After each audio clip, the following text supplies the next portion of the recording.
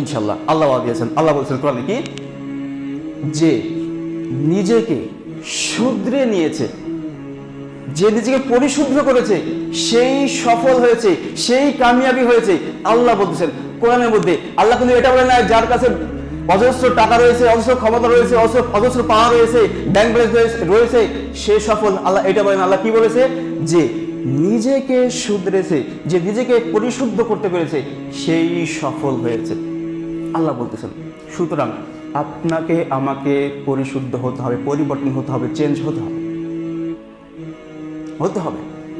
আল্লাহ বলছেন অন্য জায়গায়, সেই দিন যাকে জাহান্নাম থেকে পরিত্রাণ দেওয়া হবে এবং জান্নাতে প্রবেশ করানো হবে, সেই হচ্ছে আসল সফল ব্যক্তি। আল্লাহ কিন্তু এটা বলেন নাই যার কাছে 5 বিঘা জমি আছে, 5টা গাড়ি আছে, 5টা বাড়ি আছে, সেই সফল ব্যক্তি। আল্লাহ এটা বলেন নাই। কি বলেছে, যেই দিন, কোন দিন, কিয়ামতের দিন, যাকে জাহান্নাম থেকে পরিত্রাণ দেওয়া হবে, অর্থাৎ বাঁচানো হবে এবং জান্নাতে প্রবেশ করানো হবে, সেই হচ্ছে আসল সফল ব্যক্তি। কিন্তু দুনিয়া আপনাকে আমি কি শেখাচ্ছে, তোমাকে দুনিয়ায় কামাই করতে হবে, 5 বিঘা জমি করতে হবে, 5টা গাড়ি করতে হবে, নইলে তো মানুষের বাহবা দেবে না। আমি বলতেছি না দুনিয়া কামাই করিয়ে না, দুনিয়া কামাই করেন, বাট আল্লাহকে রাজি করে করেন। কিন্তু আজ আপনাকে আমাকে এটা বুঝ দেওয়া হয়েছে, পরকাল যাক, পরকাল পড়ে থাক, তার দরকার নাই, আগে তোমাকে দুনিয়া কামাই করতে হবে, এই বুঝ দেওয়া হয়েছে, এই বুঝ দেওয়া হয়েছে। এই বুঝ দিতে গিয়ে আপনাকে মৃত্যু থেকে গাফিল করা হয়েছে, যে মৃত্যু যে আপনার কাছে আসবে, এখান থেকে আপনাকে ভোলানো হয়েছে। কেন আপনি দেখেন না, আপনার এলাকার, আপনার বাড়ির পাশে যে যুবকটা বয়স হয়তো 20 ছিল, 20 ছিল, 21 ছিল, সে আপনার সঙ্গে তো একসময় উঠতো, বসতো, খেলতো, আপনার সঙ্গে চায়ের দোকানে সে আড্ডা দিত। দেখেন না, সে আজ তাকে দেখা যায় না, সেও তো মরেছে, তাকে তো কবরে যেতে হয়েছে। সুতরাং আপনাকেও আমাকে কবরে যেতে হবে। আল্লাহ বলছেন কুল্লু নাফসিন যায়কাতুল মাউত, প্রত্যেকটা নাফস, যার প্রাণ রয়েছে, তাকে মরতে হবে। সুতরাং আপনিও তো, আপনার মধ্যে প্রাণ রয়েছে, আপনাকেও তো মরতে হবে। তো এইখান থেকে আপনাকে আমাকে গাফিল করা হয়েছে, মৃত্যুর কথা স্মরণ করতে দেওয়া হয় না। কি দিয়ে? ইন্টারনেট দিয়ে। ইন্টারনেট আপনাকে আমাকে 24টা ঘন্টা হাতে ধরে দিয়েছে, মোবাইল দেখো আর স্ক্রল করো, বাস টাইম এভাবে ফালতু কাটাতে থাকো। এইভাবে আপনাকে আমাকে মৃত্যু থেকে গাফিল করা হয়েছে। আল্লাহ বলছেন কুল্লু নাফসিন যায়কাতুল মাউত, প্রত্যেককে মরতে হবে। সেখান থেকে আপনাকে কি করলো, ড্রাইভার করে দিল, মানে আপনার মেন জায়গা থেকে সরে দিল, মেন জায়গা থেকে আপনাকে এইভাবে সরে দিয়েছে। সুতরাং যেই 7খানা পয়েন্ট আমি বলতেছিলাম, এক এক করে বলতেছি। 1, আপনাকে আমাকে পরিশুদ্ধ হতে হবে। একটু আগে বললাম, যে নিজেকে পরিশুদ্ধ করতে পেরেছে সেই কামিয়াবি অর্জন করতে পেরেছে, যে নিজেকে চেঞ্জ করতে পেরেছে সেই কামিয়াবি অর্জন করতে পেরেছে। সুতরাং আপনাকে আমাকে পরিবর্তন হতে হবে।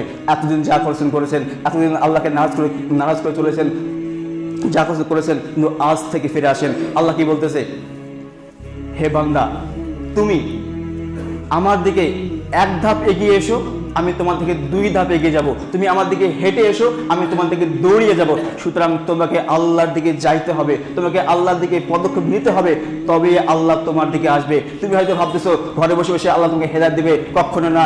আল্লাহ একটা গণ্ডি দিয়েছেন, এই গণ্ডির ভিতরে যে আসবে, আমি আল্লাহ ওয়াদা দিলাম তাকে আমি হেদায়েত করবো। সুতরাং তোমাকে ওই গণ্ডির ভিতরে আসতে হবে। আর তুমি ভাবতেছো বিছানায় পড়ে থেকে মোবাইল ইউজ করতেছো, ভাবতেছো হাই আমার তো হেদায়েত নাই, আমি তো নামাজ পড়ে যাই না, হয়তো আমার বলে হেদায়েত নাই, আল্লাহ ঠিক আমাকে হেদায়েত দিবে। হয়তো এই চিন্তা নিয়ে তুমি দিন পার করতেছো। শোনো, আল্লাহ বলছেন, আল্লাহ একটা গণ্ডি দিয়ে দিয়েছেন, এই গণ্ডির মধ্যে যখন তুমি আসবা, আমি আল্লাহ হেদায়েত দেবো, তার আগে বিন্দু পরিমাণ হেদায়েত তুমি পাবা না। ব্যতিক্রম হতে পারে, কিন্তু আল্লাহ একটা গণ্ডি দিয়ে দিয়েছেন, এই গণ্ডির ভিতরে আপনাকে আসতে হবে। সুতরাং আল্লাহকে নারাজ করে দিন পার করিয়েন না, কারণ মরতে আপনাকে আমাকে হবেই।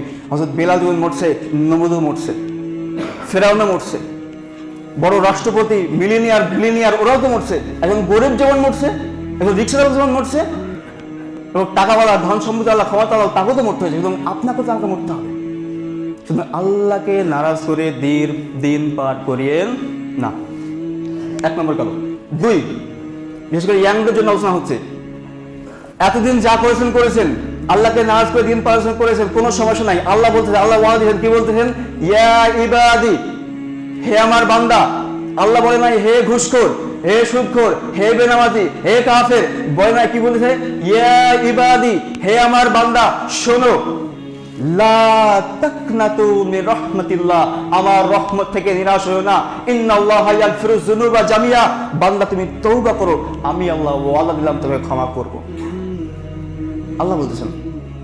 দেখবেন সামান্য একটি ভুল যখন আপনি দুনিয়ার মানুষের সামনে করবেন, দেখবেন সে আপনার সঙ্গে সম্পর্ক ডিসকানেক্ট করে ফেলবে, আপনার সঙ্গে সম্পর্ক রাখতে চাইবেন না, আপনাকে গালি দেবে, মারধর করবে। কিন্তু আল্লাহ দেখেন আপনাকে আদর দিয়ে, মহব্বত দিয়ে ডাকতেছে, ও যুবক তোমাকে বলছে, তুমি শোনো, তুমি ভালো করে শোনো। আল্লাহ তোমাকে বলতেছেন, ইয়া ইবাদি, হে আমার বান্দা, লা তাকনাতু মির রাহমাতিল্লাহ, আমার রহমত থেকে নিরাশ হয়ে না। আল্লাহ বলতেছেন, অন্যায় করেছো, ভুল করেছো, জুলুম করেছো, হতাশ হয়ে না, লা তাহজাব, দুশ্চিন্তা করিও না। ইন্নাল্লাহা ইয়াগফিরুয যুনুবা জামিয়া, বান্দা তুমি আমার কাছে ফিরে এসো, রিটার্ন করো, আমি আল্লাহ বলতেছি তোমাকে মাফ করব। রিওয়ায়াতে এমনও পাওয়া যায়, আজাজিল যখন আল্লাহকে চ্যালেঞ্জ করলেন, হে আল্লাহ, আপনি তো আমাকে শয়তান বানিয়ে দিলেন, তাহলে আমি আল্লাহ আপনাকে আমি চ্যালেঞ্জ করলাম, আমি আপনার উম্মতকে ডান দিক থেকে, বাম দিক থেকে, পেছন থেকে, সামনে থেকে, চারিদিক থেকে ধোঁকা দেবো, জাহান্নামে নিয়ে যাবো, পারলে তুমি ঠেকে নিও। আল্লাহ বললেন, ঠিক আছে, তুই যখন চ্যালেঞ্জ করলি, আমিও চ্যালেঞ্জ করলাম। আমার বান্দা যখনই তার ভুলটা স্বীকার করে, তার ভুলটা যখন সে বুঝতে পারবে, তার ভুলটা স্বীকার যখনই আমার কাছে এসে ক্ষমা চাইবে, আমি আল্লাহ ওয়াদা দিলাম তাকে মাফ করবো। তুই কি করবি? দেখেন আল্লাহ কত বড় আপনাকে মানে মহব্বত করেন। সামান্য মানুষ আপনাকে, মানুষ একটু ভুল করলে সে আপনাকে গালি দিয়ে দেয়, সম্পর্ক ছিন্ন করে ফেলে, মারধর করে। কিন্তু আল্লাহ দেখেন প্রতিনিয়ত যে আমরা 5 ওয়াক্ত নামাজ পড়ি নাই, হারামে লিপ্ত রয়েছি, তবুও দেখেন আল্লাহ আপনাকে একটিবারও অপমান করে নাই, একটিবারও আপনার গোপন দোষগুলোকে প্রকাশ করে দেন নাই। ওই আল্লাহকে ফেলে কোথায় যাও? আল্লাহ রেবাতে এমনও পাওয়া যায়, আল্লাহ বলে, রেবাত এমনও পাওয়া যায়, আল্লাহ বলে, বান্দা তুই তো অন্যায় করতে করতে করতে করতে হাঁপিয়ে যাবি।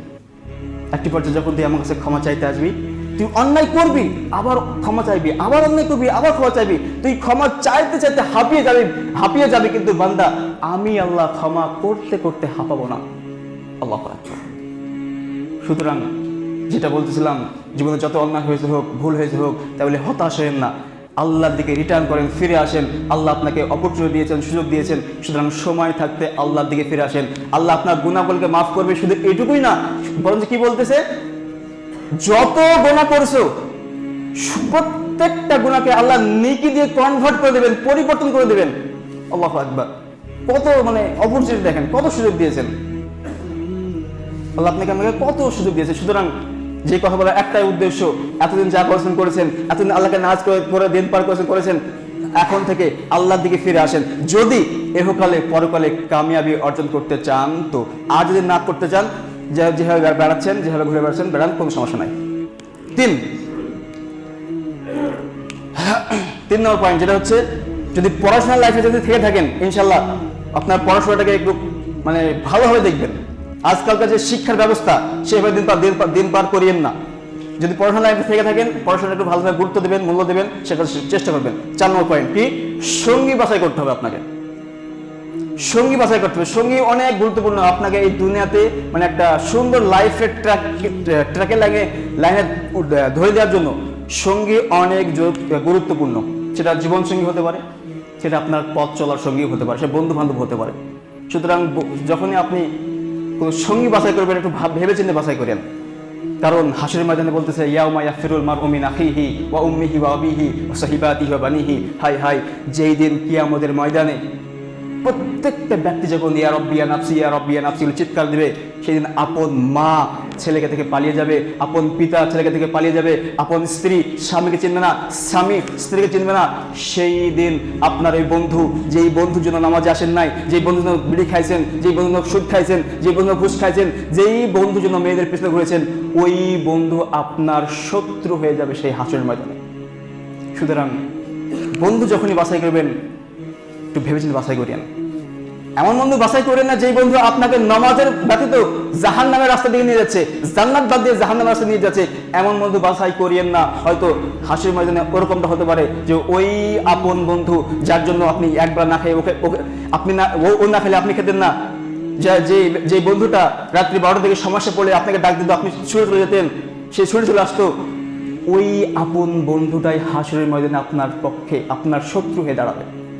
সুতরাং এমন বন্ধু লাইফে জায়গা দিয়ে না যে আপনাকে আল্লাহ ব্যতীত অন্য দিকে নিয়ে যায়, জাহান্নামের দিকে নিয়ে যায়। এমন কাউকে বাছাই করেন যে আপনাকে আল্লাহ স্মরণ করে দেবে, জান্নাতে যাওয়ার রাস্তাকে সহজ করে দেবে। ইনশাআল্লাহ পাবো না আমরা যুবকরা? বিশেষ করে যুবকরা, তোমরা যেভাবে লাইফস্টাইল মানে লিড করতেছো, চলতেছো, চলাফেরা করতেছো, তোমাদের জন্য এটা গুরুত্বপূর্ণ, তোমার জন্য এটা গুরুত্বপূর্ণ। যদি এহকালে পরকালে কামিয়াবি অর্জন করতে চাও তো, আর যদি না চাও দরকার নাই, যেভাবে ঘুরছো ঘুরে বেড়াও, কোনো সমস্যা নাই। 5 নম্বর পয়েন্ট কি? সুন্দর একটা রিজিকের তালাশ করতে হবে। সুন্দর একটি কি করতে হবে? রিজিকের তালাশ করতে হবে। কারণ আল্লাহ বলছেন, যতক্ষণ না কোন জাতি তার ভাগ্যের চাকা পরিবর্তন করতে চান না, আমি আল্লাহ তার ভাগ্যের চাকা পরিবর্তন করি না। সুতরাং আপনাকে একটি সুন্দর রিজিক তালাশ করতে হবে। ঘরে বসে বসে ভাবছেন আজ ওটা করবো, কাল ওটা করবো, এমনটা কখনোই আসবে না। হয়তো আপনার ঘরে বসে ভাবাই হবে, কিন্তু প্রকৃতপক্ষে আপনি সেই কাজে মানে অ্যাকশন নিতে পারবেন না। সুতরাং আপনাকে একটি সুন্দর রিজিকের তালাশ করতে হবে। হালাল একটি সোর্স খুঁজেন, হালাল একটি সোর্স খুঁজেন। হ্যাঁ, এটা সত্য যে আপনার রিজিকের যতটুকু আছে আপনি পাবেন, এই পৃথিবীর সৃষ্টি হওয়ার 50,000 বছর আগে লেখা হয়েছে। এটা সত্য, এটা সত্য। যতটুকু আপনার তাকদীরে লেখা হয়েছে, যতটুকু লেখা হয়েছে ততটুকু আপনি পাবেন। বাট শর্ত একটাই, কি? Play your role. তোমাকে তোমার কর্ম করতে হবে, তোমাকে তোমার দায়িত্ব তোমাকে পালন করতে হবে, নয়তো তুমি পাবে না। সুতরাং একটা সুন্দর রিজিকের তালাশ করো। আজ দেখবেন যুবকের অবস্থা, রিজিকের কোনো খোঁজ নাই, মেয়ের পেছনে পড়ে রয়েছে। রিজিকের কোনো তালাশের কোনো খোঁজই নাই, মেয়ের পেছনে ঘুরতে ঘুরতে সময় নষ্ট, দিন পার করতেছে, সময় পার করতেছে। এককালে আমি দেখছি অজস্র যুবকদের দেখছি আমি, বিশেষ করে তার মূল্যবান ইয়াং বয়সটায়, বিশেষ করে 20, 21, 22 এই বয়সটায় মেয়ের পেছনে ছুটতে তার মেন যে সময়টা ছিল, তার একটা পৃথিবীতে একটা স্থাপিত হওয়ার একটা সময় ছিল, সেটাকে নষ্ট করে ফেলেছে। এক পর্যায়ে তাকে আমি দেখছি বিদেশ ছাড়তে, মাঠে বসে মাঠের কলা বয়, মাঠে মনীষের ভুলি রায়। আমি দেখছি ভাই কত অজস্র আছে, আপনারা দেখছেন এরকম। সুতরাং ওরকম যদি পরিস্থিতি আপনি যদি না চান, এখন থেকে আপনাকে আমাকে সতর্ক হয়ে দিন পার করা লাগবে। এখন থেকে সতর্ক হয়ে দিন পার করা লাগবে। ভাইবেন না আপনি মেয়ের পিছনে ঘুরে বেড়াচ্ছে বলে ওই মেয়ে আপনার হয়ে যাবে, না, ভাইবেন না এমনটা। কারণ এখনকার মেয়েরা প্রেম করার জন্য পেয়ে যাবেন আপনি ভালো মানে বেকার ছেলে, কিন্তু বিয়ে করার জন্য পাবেন না, একটা পাবেন না। সুতরাং আপনি ওদিকে যাচ্ছে না। আপনি বিশেষ করে যুবকদেরকে বলতেছি যে তোমরা যেভাবে লাইফকে মানে এত সিরিয়াসলি না নিয়ে, মানে খেল তামাশার মতো নিয়েছো, ওই লাইফ তোমাকে জাহান্নামের দ্বারপ্রান্তে দাঁড় করিয়ে দেবে এবং এই এহকালে এবং পরকালে লাঞ্ছিত করেই ছাড়বে। যেটা আমি হাজারটা নমুনা দেখে আসছি। সুতরাং তোমাদেরকে বলতেছি, একটা সুন্দর রিজিকে তালাশ করো, যে রিজিক দিয়ে হালাল হবে, যে রিজিক খেয়ে তুমি আল্লাহর ইবাদত করতে পারবে, আল্লাহর সঙ্গে কবুল করবে, সেই রিজিক খেয়ে তুমি যেন মুস্তাজাব দাওয়া হতে পারো। পারা যাবে না ইনশাআল্লাহ, করতে হবে। 6 নম্বর পয়েন্ট, পড়াশোনা শেষ, সুন্দর লাইফ গুছিয়ে ফেললা, ইনকামের রাস্তা খুঁজে ফেললা, আল্লাহ থেকে ফিরেও আসলা, তোমাকে ফিরে আসলা, এবং মোস্ট একটা কাজ, সেটা কি? বিয়ে করতে হবে। অনেক হয়তো হাসবেন না, এটা অনেক জরুরি। বিশেষ করে যুবকদেরকে ঠিক লাইনে নিয়ে আসার জন্য এটা অত্যন্ত গুরুত্বপূর্ণ একটা পয়েন্ট। কি? বিয়ে। যতক্ষণে একটা যুবক বিয়ে করতে চাইছে ততক্ষণ তার মধ্যে ম্যাচুরিটি আসবে না। যখন সে বিয়ে করবে একটা দায়িত্ববোধ চলে আসবে, তার মধ্যে দেখবেন একটা বাহবা চলে আসবে, তার মধ্যে একটা বীর পুরুষত্ব চলে আসবে। যতক্ষণ সে বিয়ে করবে না, দেখবেন সে কাপুরুষের মধ্যে ঘুরে বেড়াবে। যতক্ষণ সে বিয়ে করবে না, তখন দেখবেন সে তার মধ্যে একটা ম্যাচুরিটি যে ভাব আসে, তার মধ্যে কখনোই আসবে না যতক্ষণ সে বিয়ে করে। সুতরাং রাসূল বলছেন, বিয়ে আমার সুন্নাত, বিয়ে করা লাগবে। তাই বিয়ে করার আগে রিজিক খুঁজলেন, এবার একটা বিয়ে করবেন। আর বিয়ে করার সময় কি করবেন? যে বোরখা দেখে পাগল হয়ে যায় না, বোরখা দেখে পাগল টাগল হয়ে যায় না। কারণ এখনকার সব বোরখার মধ্যে দিনদারে থাকে না, এখন বোরখা তলে টিকটক চলে, বোরখা তলে প্রেম চলে। সুতরাং এমন একজনকে বাছাই করেন যে তার মধ্যে দিনদারিতা আছে, তার মধ্যে দিন আছে, টিকটক নাই, প্রেম ভালোবাসা নাই, এমন কেউ বাছাই করেন না। সুতরাং এমন একটা মেয়েকে নিয়ে আসেন যে আপনাকে আল্লাহর কথা স্মরণ করিয়ে দেবে। এমন একটা মেয়েকে নিয়ে আসেন যে আপনাকে জান্নাতে যাওয়ার রাস্তাকে তৈরি করে দেবে। এমন একটা মেয়ে নিয়ে আসেন যে আপনাকে প্রত্যেকটা মুহূর্তে শেল্টার দেবে, সাহস দেখাবে।